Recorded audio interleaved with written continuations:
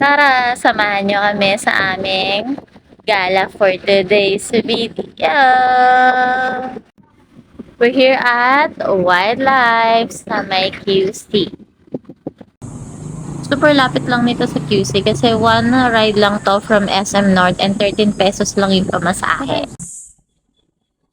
We're here at Wildlife. Super mura lang na entrance dito. Like, 30 pesos for adult, then free yung children na below 7 years old. Nakarating kami dito ng 9 a.m. So, halos wala pang tao. And bukas na sila ng 7 a.m. pa lang to 5 p.m. ng hapon. And halos wala pang tao dito. Yung napapagod ka na sa life, tapos gusto mo huminga. Try mo dito. Super nice, super tahimik. And super affordable lang pumunta dito.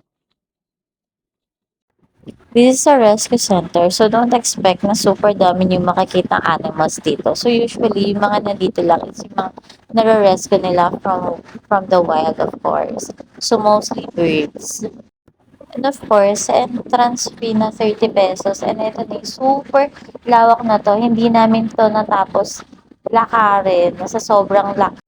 Ito yung sa may part na nasa medyo bukana lang to. So makikita nyo, sobrang super green niya talaga. Hindi ka maniniwala na nasa Manila ka pa din.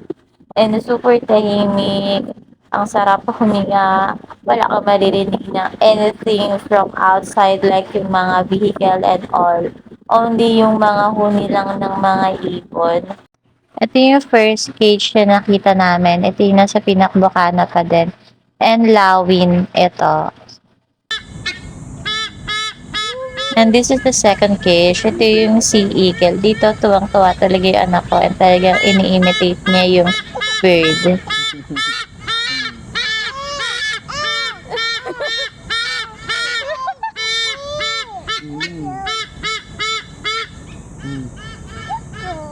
Yes. Yan, may patanag pa sila dito. Dito kami sa cage na bird. Wow, so big. Nasa ilaas. Parang ayaw ko. Parang ayaw ko ano. Wait lang, wait lang. Ayun o, sa taas nito. Ayun o, so big. Grabe, yan laki. Hindi masyado mga visible yung snake sa camera, pero meron silang malaking python. At ibang klase ng snake here na malalaki talaga. Ano meron doon? Burmese?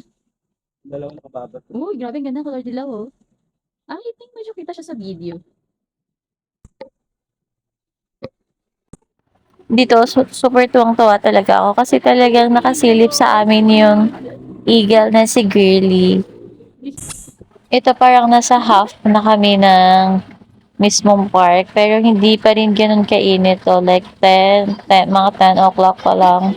And siguro dahil na rin sa super daming puno. So kapag pupunta kayo dito is siguraduhin nyo lang na super dami yung dalang tubig kasi talagang ihingalin kayo sa haba at laki ng paglalakaran nyo dito. And also some biscuits na din kasi talagang magugutom kayo. Second cage ng lawin. Feeling ko talaga nasa probinsya ako sa view. Akala mo wala ka talaga sa Manila, barely mo lang maririnig yung mga sasakyan. Lalo na kung medyo nasa gitna ka na. So, dito kami sa hindi ko alam gitna or dulo. Sa may grotto part. So, nice. After grotto, meron ditong tea house and fishing village. But unfortunately, naka-close siya. So, hindi kami makapasok. Ang ganda sana kasi nasa gitna siya ng lake.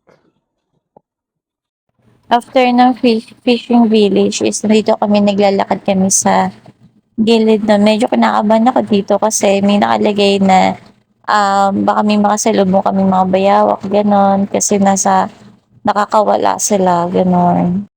Meron din sila ditong binocular na hinuhulugan ng 5 peso coin. Ay may nakita kami kingfisher dito.